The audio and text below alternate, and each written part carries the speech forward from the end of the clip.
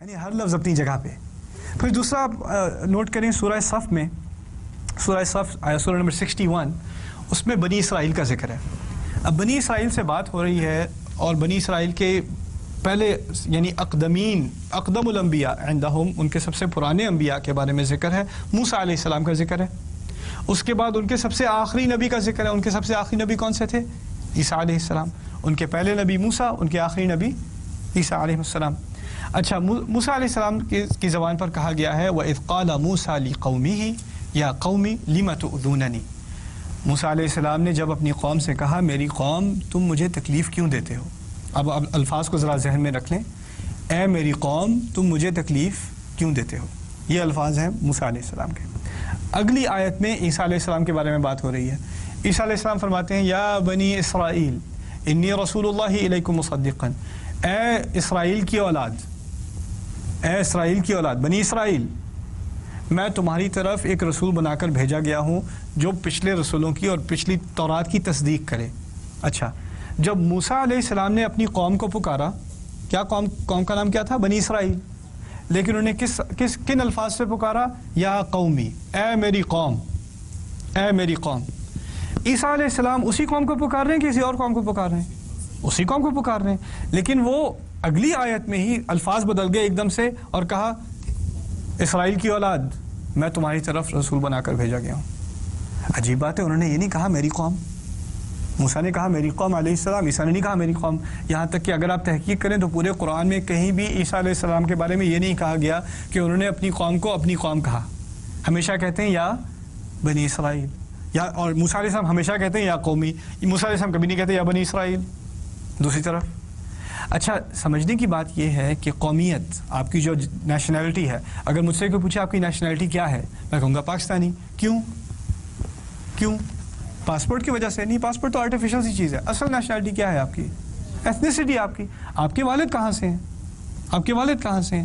آپ کی قومیت آپ کے والد سے آتی ہے. میری ایک رابع صاحب سے بات ہو رہی تھی، یہودیت کے عالم سے بات ہو رہی تھی. ان کے ہاں جدید عقیدہ یہ ہے کہ قومیت ماں سے آتی ہے.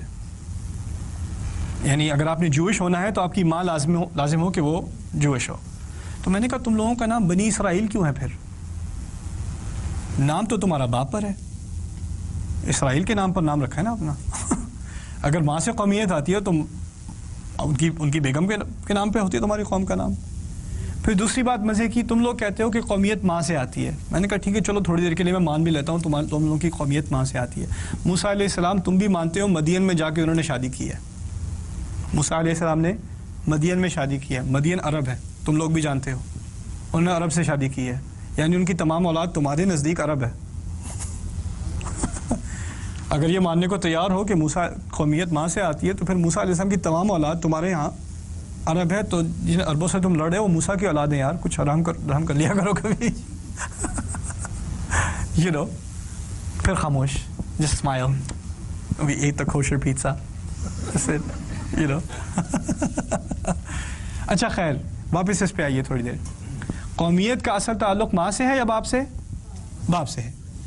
موسیٰ علیہ السلام کے والد صاحب بنی اسرائیل سے ہیں، اس کا مطلب ان کی قومیت بنی اسرائیل.